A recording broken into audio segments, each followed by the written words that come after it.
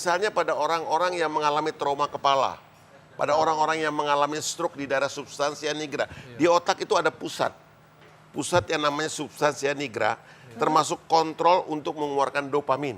Apa itu, Dok? Dopamin adalah neurotransmitter. Kalau ada aki mobil yang pakai air, itu kalau nggak ada air akinya kan mesin akinya nggak jalan. Iya, betul. Sekarang dopamin itu sama juga air aki sehingga aki jalan.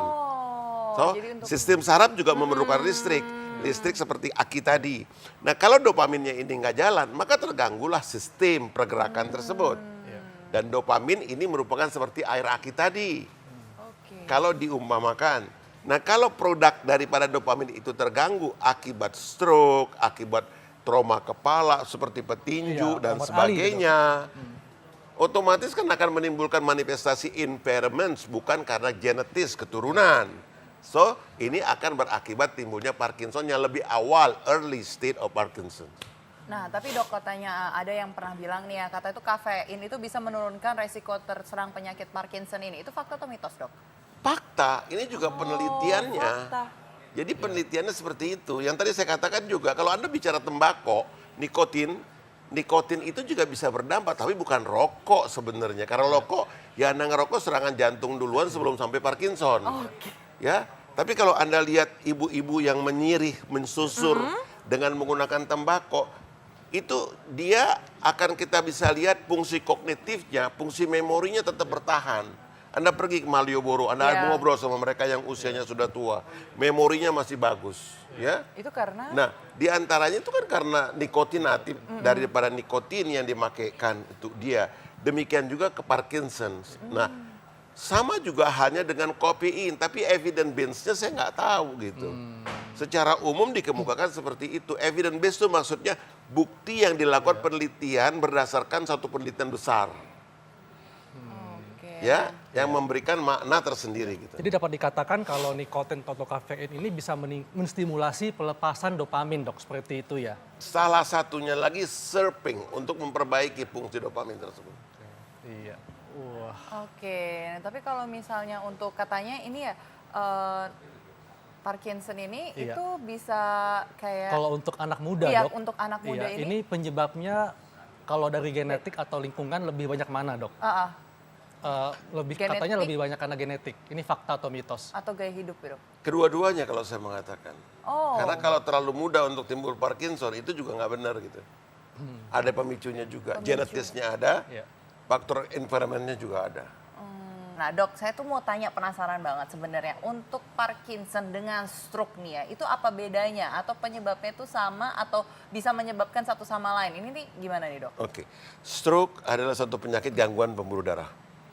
Parkinson juga bisa terjadi karena faktor gangguan pembuluh darah. Tetapi Parkinson lebih mengarah ke faktor genetisnya, di mana produksi daripada dopamin terganggu. Stroke lebih terjadi gangguan pada jaras, kabelnya putus.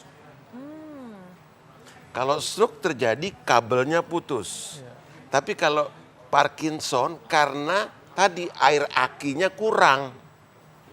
Beda kan? Bukan selnya yang rusak gitu ya. Itu perbedaannya. Tetapi apakah bisa nggak si Parkinson terjadi karena gangguan pembuluh darah atau stroke? Bisa.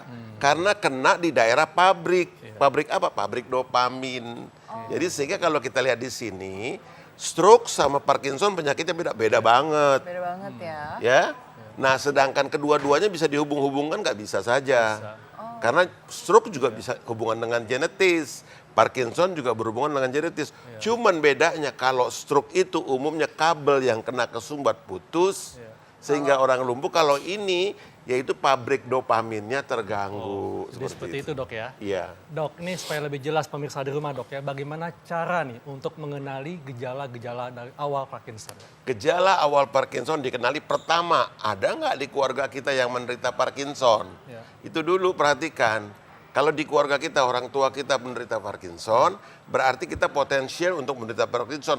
Bukan berarti pasti menderita Parkinson. Oh, seperti itu. Yang kedua, hindarilah dengan hidup yang berbeda macam-macam. Hidup sehatlah kamu. Kenapa? Lingkungan kita bisa memicu untuk timbulnya Parkinson.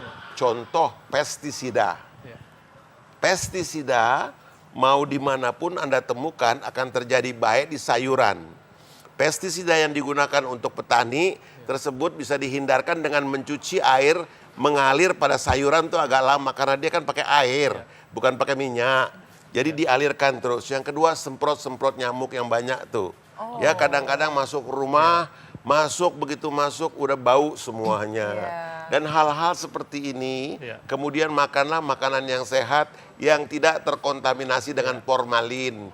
Itu semua akan berdampak kepada penyakit Parkinson. Terima kasih. Baik dok, terima kasih penjelasannya. Dan bagi Anda yang tidak sempat nonton acara kami, bisa membaca resumenya di viva.co.id. Dan saatnya kami pamit, saya Dr. Haikal. Saya Dita Fakrana.